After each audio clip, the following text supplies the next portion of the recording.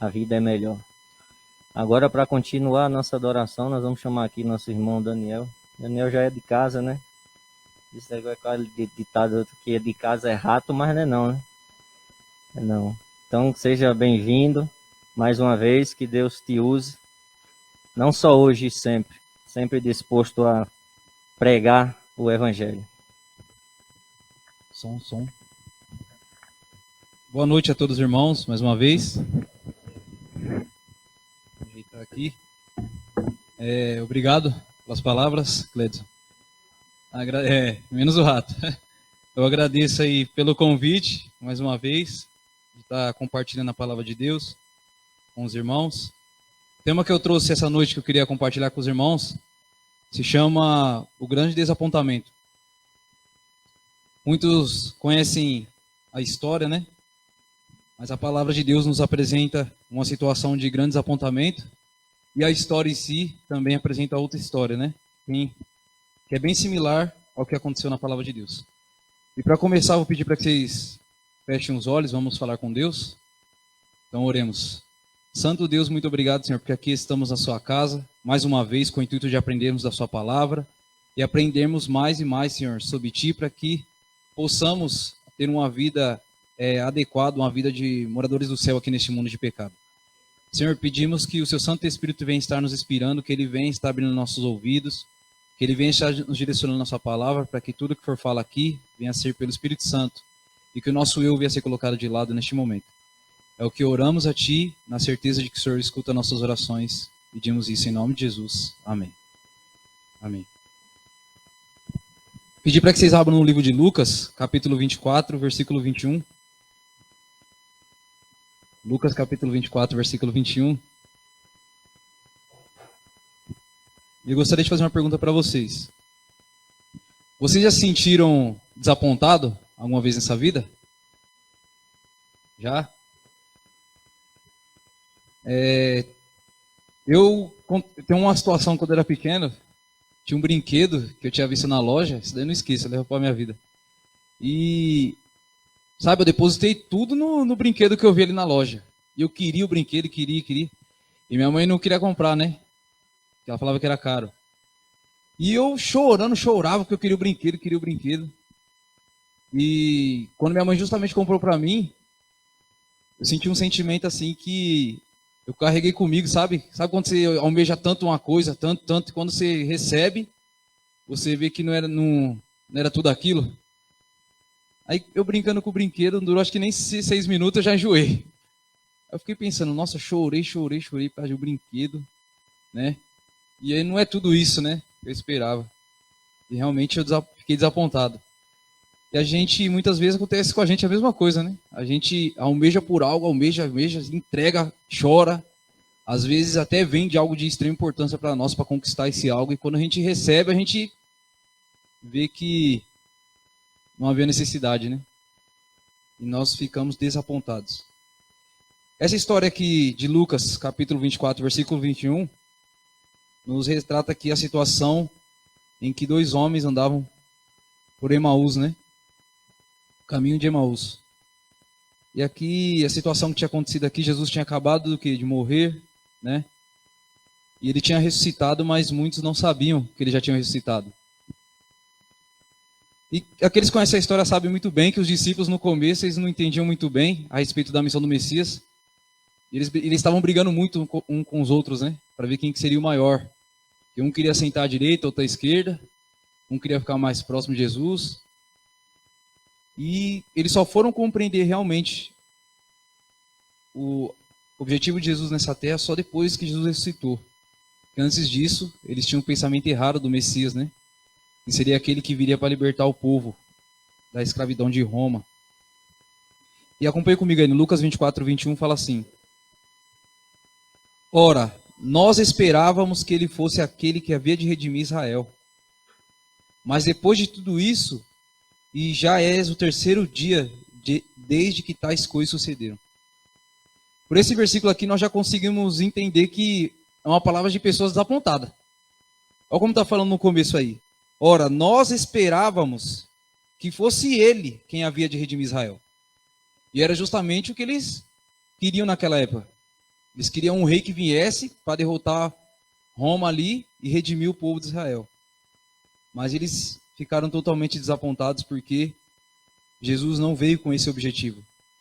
Eles tinham a palavra de Deus em mãos, eles tinham tudo em mãos, mas mesmo assim eles agiam como se não soubessem.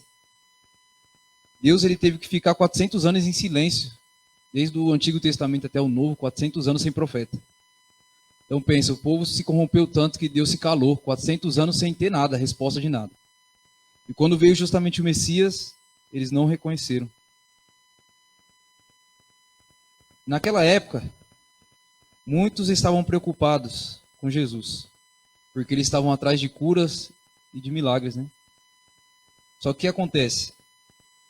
Conta-se uma história de uma família que morava ali um pouco longe de Jerusalém, e eles tinham uma filha que estava doente. E eles, fizeram de tudo para... Eles ficaram sabendo a notícia de uma pessoa chamada Jesus que estava curando coxos e pessoas cegas. E eles pegaram as suas filhas e saíram às pressas até Jerusalém. E a caminhada que eles deram foi muito grande. E quando eles chegaram até Jerusalém, atrás do Messias, infelizmente eles não o encontraram. Por quê? Porque Jesus já estava morto. Aí para pensar comigo. Imagine o grande desapontamento que essa família teve. Porque médico nenhum conseguia resolver a situação que eles estavam passando naquele momento. E eles depositaram a fé deles em Jesus.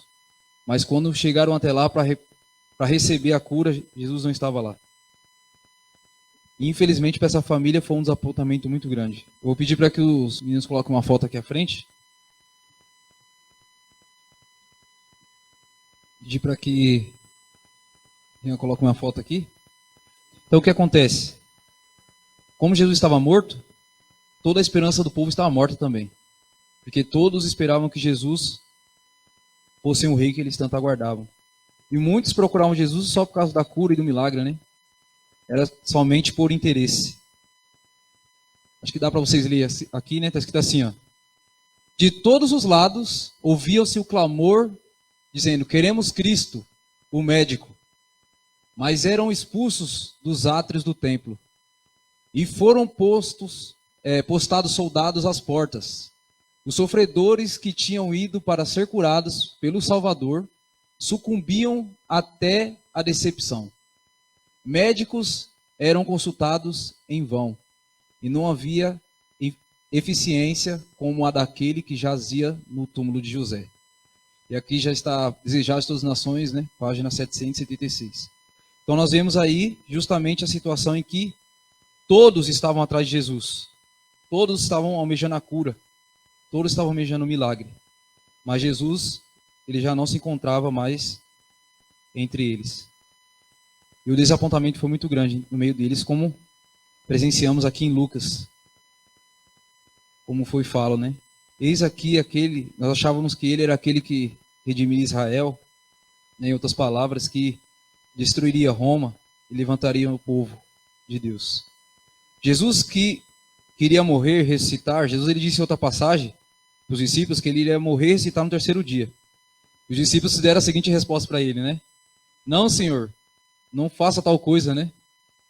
Então, o que acontece? Os discípulos, eles não conseguiam entender que o plano do Messias era vir e morrer pela humanidade. Para eles, né? Eles tinham essa falsa ideia de que Jesus ele teria que ser o Salvador deles. E tem uma passagem mais à frente que Jesus chega até a repreender Pedro, né? Falando, afasta de mim, Satanás, porque Satanás queria impedir o plano de Jesus. E se Jesus não morresse, nós não seríamos salvos. Acompanhem comigo aí no versículo 24, agora o 27. Pedir para que vocês passem a foto. Diz o seguinte no versículo 27 aí do capítulo 24. E começando por Moisés, decorrendo por todos os profetas, expunha-lhes o que a seu respeito constava em todas as escrituras. Eles conhecem a história, sabem que enquanto esses homens andavam, questionavam, né, Jesus tinha morrido, Jesus estava no meio deles. E eles não perceberam. E quando Jesus se revelou a eles, Jesus passou a ensinar a eles toda a palavra, né, do Antigo Testamento. E como foi falado aqui no 27, e começando por Moisés, né, que são o Pentateuco, 5 livros, decorrendo por todos os profetas, ensinava-lhes, né, em outras palavras, o que a seu respeito contava em toda a Escritura. Então Jesus estava ensinando para eles ali que ele era o Messias, que tinha que vir morrer. O incrível é que na Bíblia já constava tudo isso, né, que Jesus teria que morrer, ele teria que ser morto. Muitos até abordavam Jesus como Cordeiro de Deus, e o Cordeiro era morto no templo. Só que o povo não entrava na cabeça do povo de maneira nenhuma. Eles queriam que o Messias fosse um rei deles, né? Nessa outra foto diz o seguinte: os discípulos reanimaram cuidadosamente as Escrituras. Capacitados pelo Espírito, fundaram um poderoso movimento religioso. Então o que acontece? Diante daquela decepção que eles tiveram enorme, porque foi uma decepção muito grande. Imagine você numa situação dessa, né? Aguardando, como falo, desejado, né? Desejando alguém para resolver o nosso problema. E quando esse alguém vem, não é da maneira como a gente esperava. Em vez de vir com o reino, né? Cavalos, autoridade, vem uma pessoa humilde, né? Digamos assim, pobre na visão deles, né? Com certeza foi rejeitado, né, Cristo? Muitos não quiseram. Mas o interessante é que no final dessa decepção toda, está até escrito ali, até em branco ali, né? Surgiu a igreja cristã. Então, em meio ao quê? A decepção, a tristeza, a angústia, como foi falar aqui aos discípulos, reanimaram cuidadosamente as Escrituras. Capacitados pelo Espírito, eles fundaram um poderoso movimento religioso chamado a igreja cristã. Então, a partir do momento que eles estudaram a palavra mais uma vez, se aprofundaram e viram que realmente Jesus tinha que morrer, eles voltaram ao foco que deveriam, né? E nesse mesmo capítulo tem outra passagem que diz que quando Jesus estava falando a eles, o coração deles ardia. E sabe, eu acho que você já deve ter sentido isso. Quando o coração arde, irmãos, é um desejo assim impressionante, porque você quer estudar a palavra de Deus, você quer aprender mais. Sabe, é uma sensação que não tem nem como escrever com palavras. Você lê o que está na palavra de Deus, isso é suficiente para você, isso sacia a sua pessoa. E quando Jesus estava ali decorrendo, ensinando a respeito da história, eles sentiram da mesma maneira. O coração deles ardiam em alegria. Por quê? Porque a esperança não tinha morrido, não tinha acabado. Eu dividi aqui em 3 partes esse tema. E o segundo aqui, a primeira foi essa, a respeito do desapontamento que eles tiveram. Como eu disse, né? Todos os discípulos tinham uma imagem errada de Cristo. E Jesus, depois que Jesus veio, passou 40 dias com eles, né? Ensinando a respeito da palavra de Deus. A fé deles foram revigoradas. Só que no decorrer da história, houve outro grande desapontamento, que muitos conhecem. Eu vou pedir para que vocês passem uma foto aí, mais uma vez. Acompanhe comigo, diz assim, ó, de um homem bastante conhecido, né? Por todos. Fala assim, ó, a promessa do segundo advento de Cristo se tornou a grande esperança dos cristãos de todas as épocas. De fato, esse é o clímax de todas as profecias bíblicas, desde os tempos antigos até os nossos dias.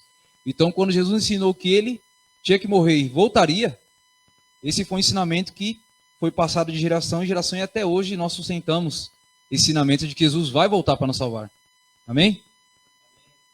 Aí, exatamente. Aí diz assim, ó, tal profecia foi intensamente proclamada pelos apóstolos, que prontamente aguardavam pelo seu cumprimento. E ao longo das eras se tornou a profecia mais estudada da palavra de Deus.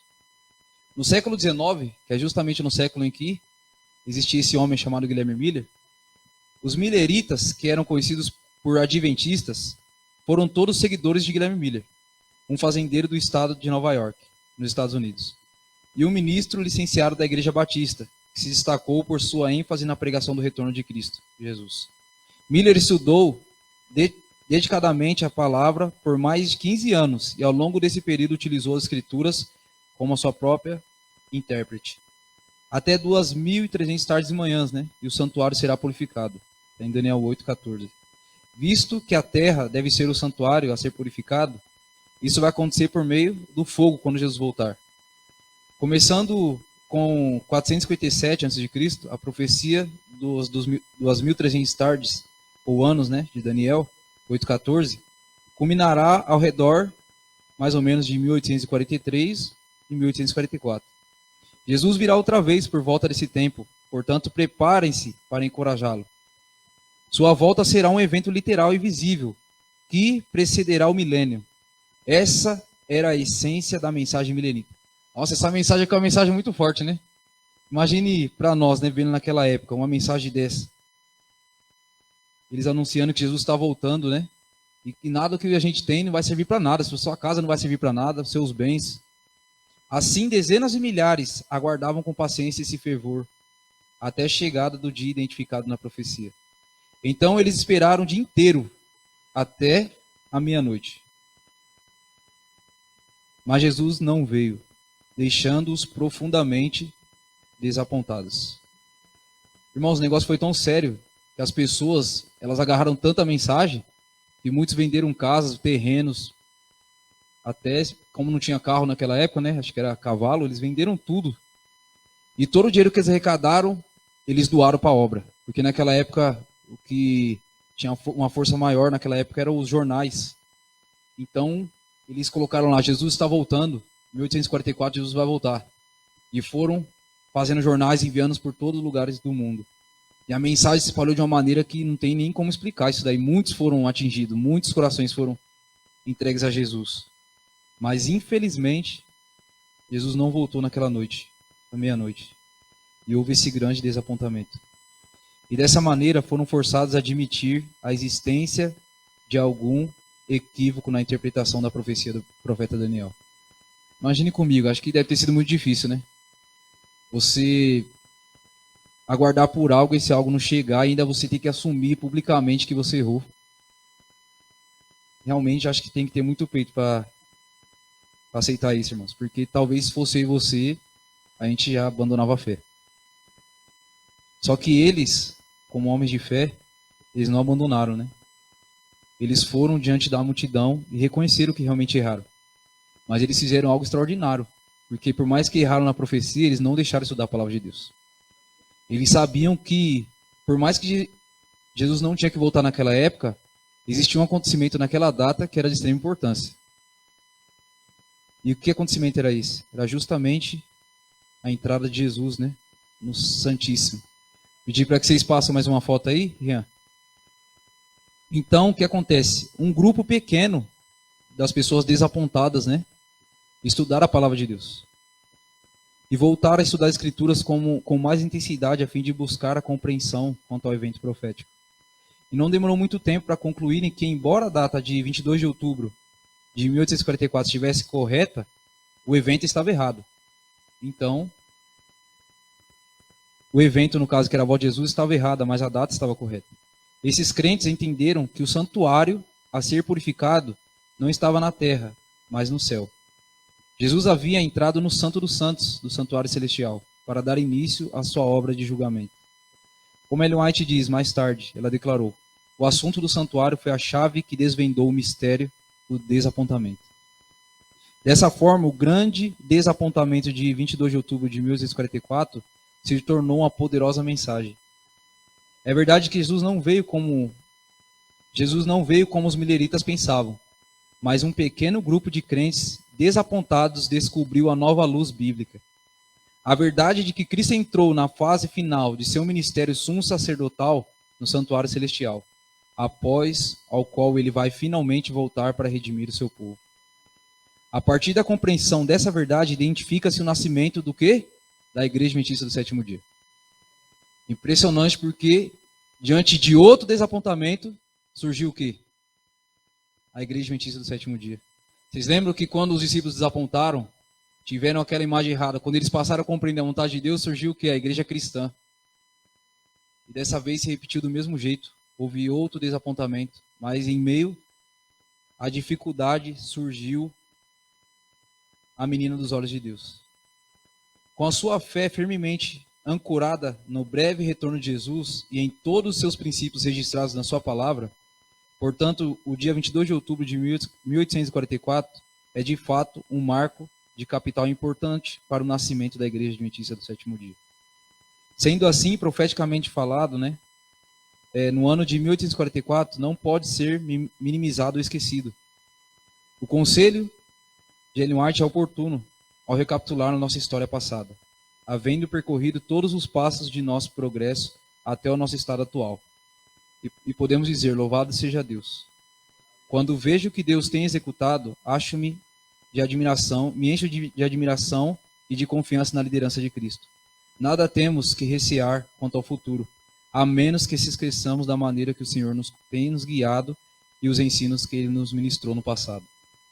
A maioria dos milhares que haviam se juntado ao movimento saiu em profunda amargura e desilusão, cumprindo o que está profetizado em Apocalipse 10, do 10 ao 11. Uns poucos, entretanto, voltaram para suas Bíblias para descobrir por que eles tinham sido desapontados. Então nós vemos aqui que, através do estudo de Guilherme Miller, eles foram desapontados porque eles deram uma data para a volta de Jesus. E eu acho que eles se esqueceram daquela passagem que diz que o dia e a hora ninguém sabe, né? Infelizmente, se focaram demais em uma parte da Bíblia e esqueceram de outra.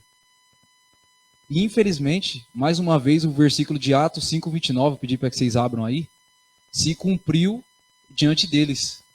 Porque a palavra de Deus ela não erra de maneira nenhuma. Atos 5:29.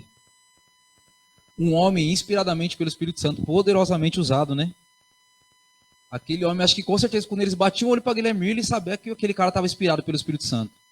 Mas, infelizmente, ele errou, como todos nós erramos.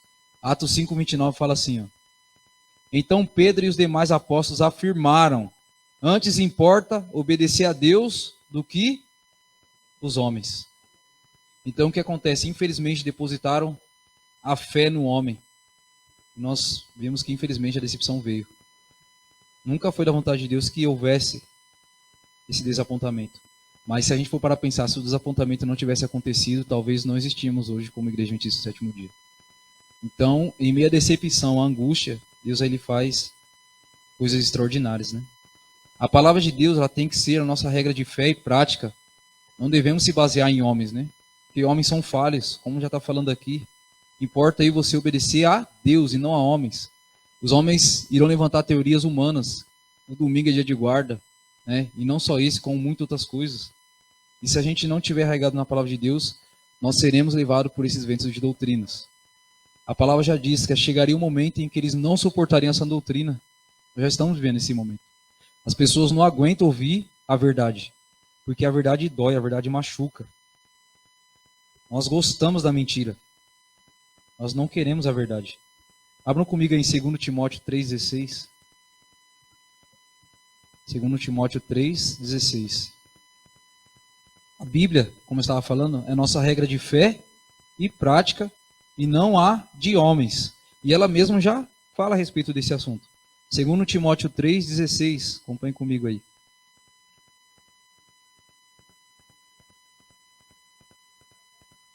Diz assim, toda a Escritura ela é inspirada por Deus, tanto antigo como novo, porque ela é útil para o ensino, para a repreensão, para a correção e para a educação na justiça. E o último já fala o quê? A fim de que o homem de Deus seja perfeito e perfeitamente habilitado para toda boa obra. Irmãos, esse perfeito que se refere aqui não é perfeito de não ter pecado, não é isso, porque nós somos pecadores, O perfeito que diz aqui é em caráter, é em amor. O mesmo caráter que Jesus tinha, em amor, em olhar para as pessoas com paixão, nós também conseguiremos ter. Mas esse pecado que nós carregamos, infelizmente, nós iremos carregar até a volta de Cristo. Então, como está falando aqui, toda a Escritura é inspirada por Deus e útil para nos corrigir, para nos repreender, para nos ensinar, para nos educar. Então, a palavra de Deus ela é suficiente para mim e para você.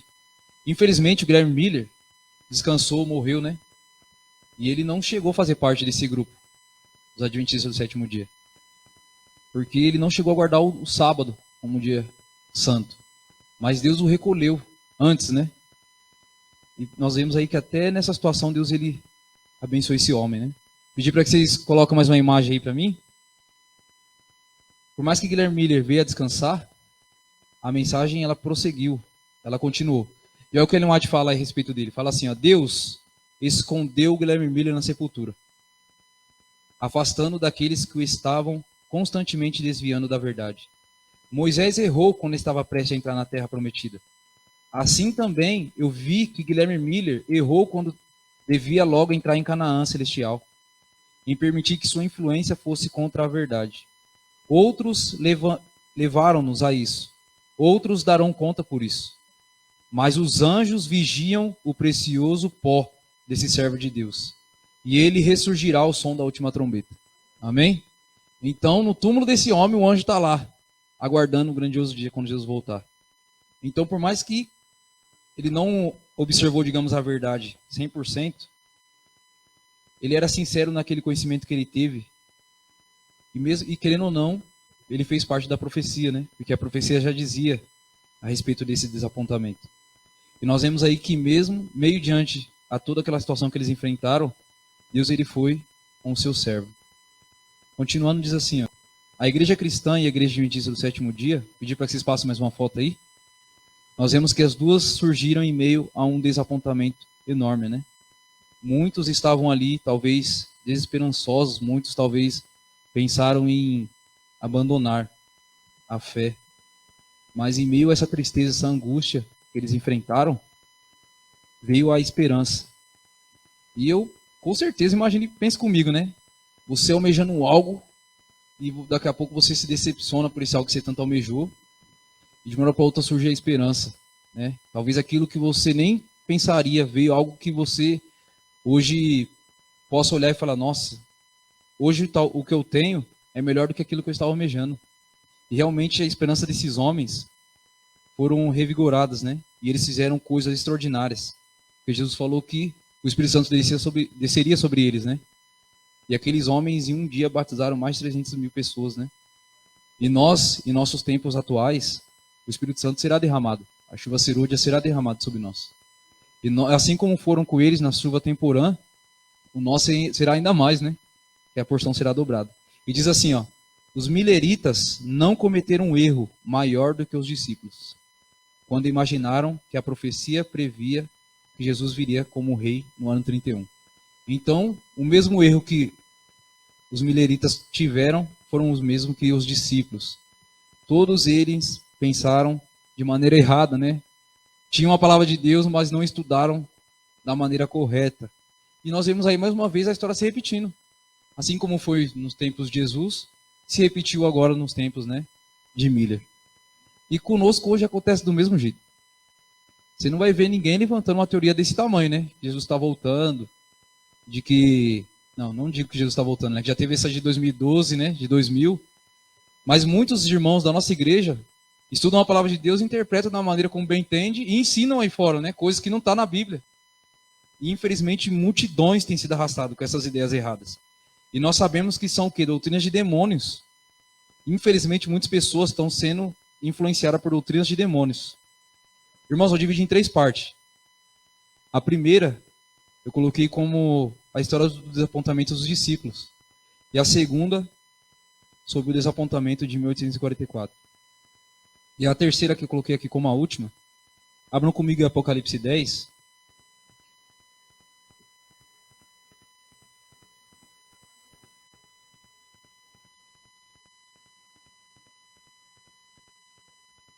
Versículo 9, diz o seguinte: fui posto ao anjo, dizendo-lhe, quem me deste o livro?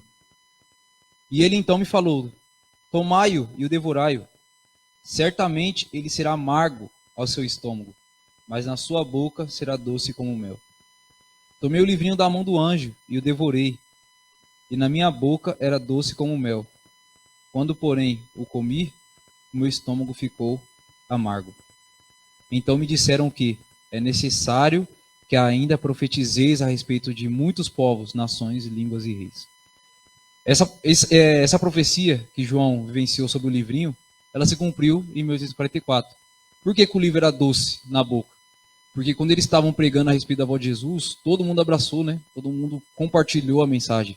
E foi algo extraordinário, porque todo mundo vendeu tudo para falar da volta de Jesus. Só que, infelizmente, quando ele engole o livro fica o que? Amargo. E esse amargo simboliza o que? A decepção que eles tiveram.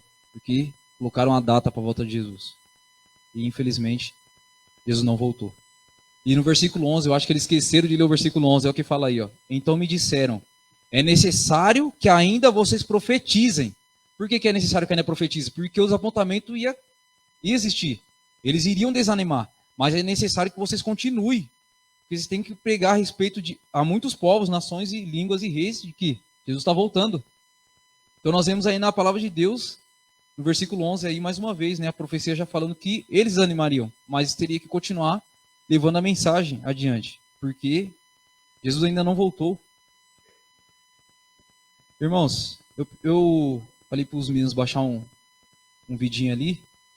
Tem um vídeo aqui sobre a senhora White, que ela contou uma situação que aconteceu na Conferência Geral de 1901, em que estavam todos os irmãos ali reunidos na igreja, e ela estava pregando junto com os irmãos, e aconteceu algo extraordinário ali.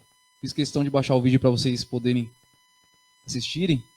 Eu garanto que vai dar tempo. Acompanhe comigo.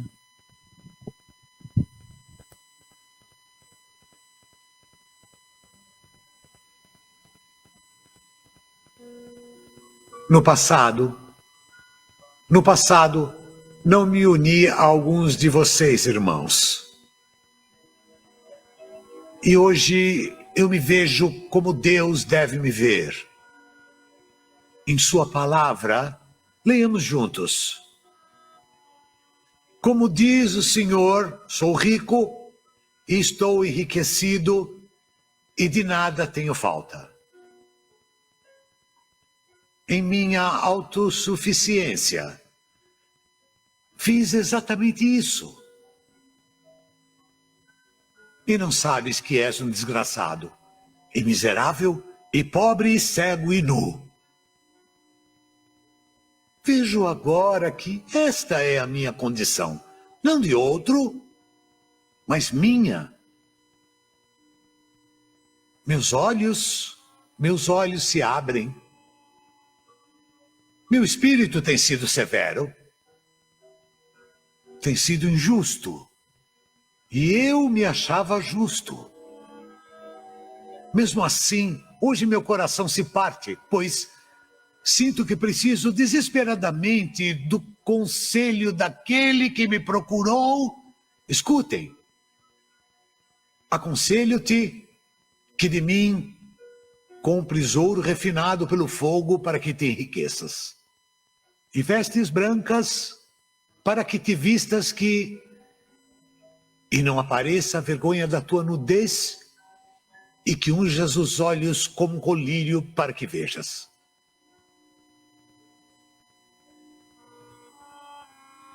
Irmão, perdoa-me, por favor.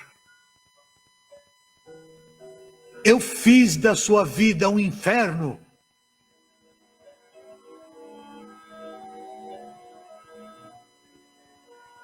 Eu tenho sido arrogante. Foi minha culpa também. Por favor, perdoe-me.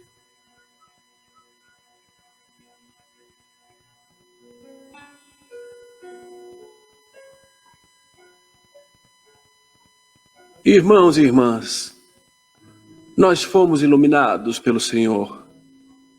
É hora de acreditar e ir para esta luz. Amém. Temos algo a fazer. Devemos nos arrepender dos pecados e nos humilhar perante Deus. Como um líder achei difícil me desatar das amarras deste mundo e me livrar do meu eu. Com tantos olhos sobre mim, sei que devo. Por favor, perdoe minha raiva e minhas ações contra você. Eu o perdoo. A culpa não é só sua. É minha também. Meu egoísmo. Eu tentei colocar outros contra você. Você pode me perdoar? Somos irmãos, unidos em Cristo. A resposta é sim. Sim. Amém.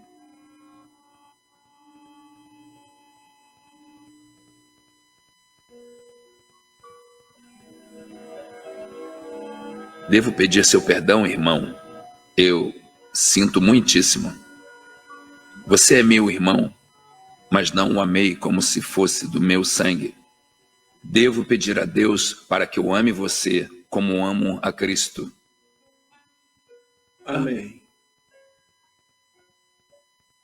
E eu devo me alinhar à vontade e ao chamado de Deus.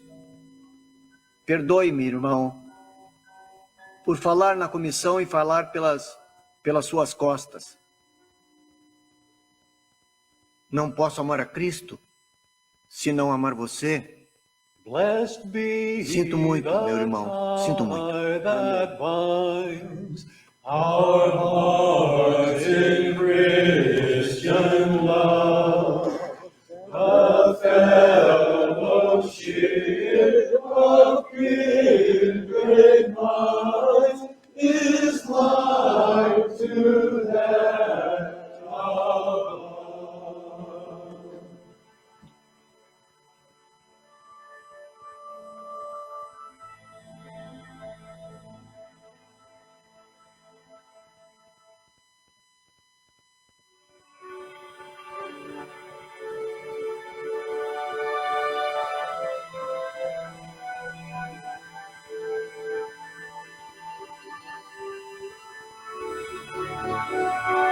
Onde estou?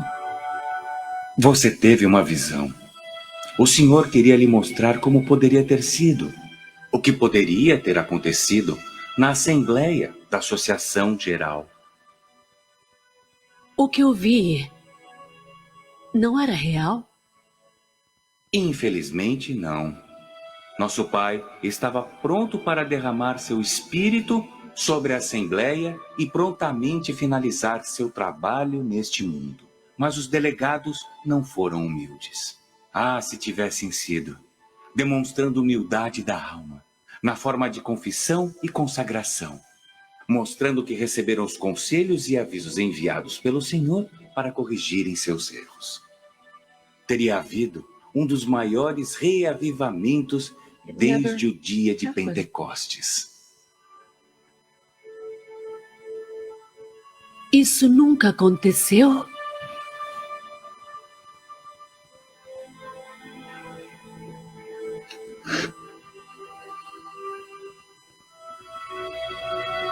Ellen White ficou inconsolável porque revelei a ela que, no passado da Igreja Adventista do Sétimo Dia, Deus estava pronto para retornar à Terra e levar seus filhos para casa, encerrando esta longa noite de luta e tristeza, mas, como o antigo Israel, recusou-se a entrar em Canaã.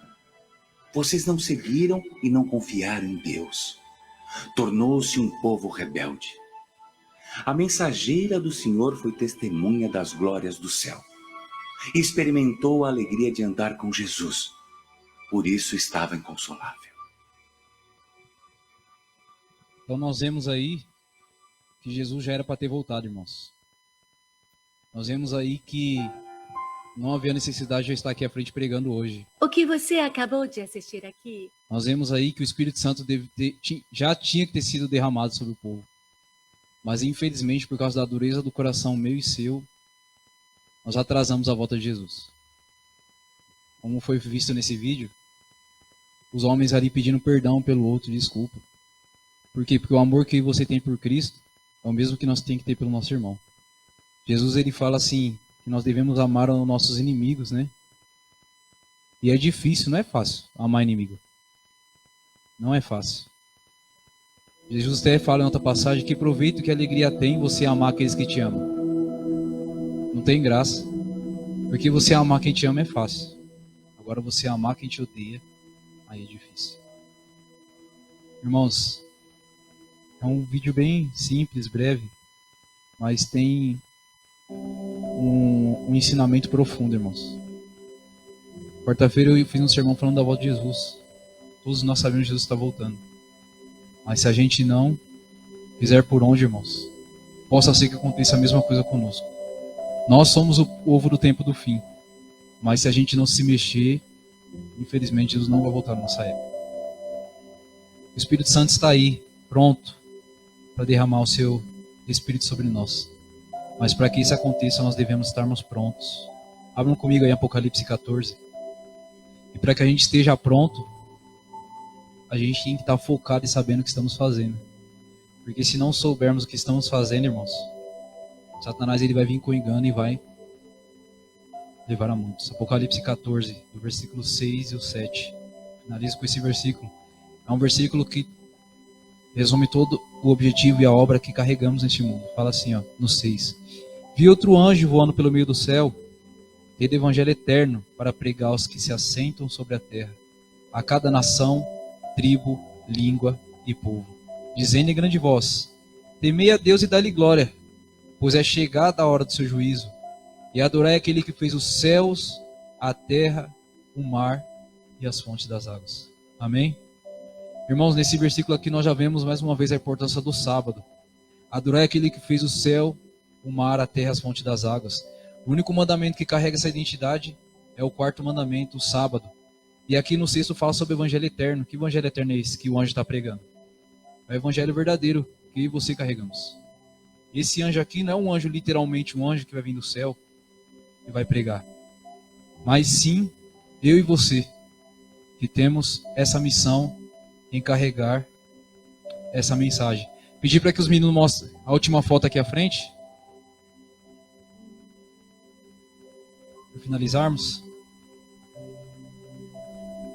E ela diz assim, ó: assim como fez com seus discípulos, Jesus tentou advertir os adventistas. Nós vemos ali vários versículos, né? Daniel 7, Lucas 12, Hebreus 8 e 9, Apocalipse 10, 11. O desapontamento aconteceu, né, devido à má compreensão das pessoas e não da vontade de Deus. Então nós vemos aí que quando o homem tenta tomar a frente de Deus, as coisas não dão certo. O segredo é a gente se apegar à palavra de Deus todos os dias, a cada instante, para que assim possamos compreender a vontade de Deus e ela se cumprir na nossa vida. Irmãos, que Deus abençoe a cada um de vocês, para que, se for da vontade de Deus, que o Espírito Santo venha estar derramando a chuva ser hoje sobre nós, para que esse mundo de trevas, né, venha chegar ao fim. Amém? Deus abençoe a cada um. Vou chamar aqui à frente nossa irmã, que vai estar louvando o nosso Deus mais uma vez, irmã Célia. Que Deus possa usá-la poderosamente.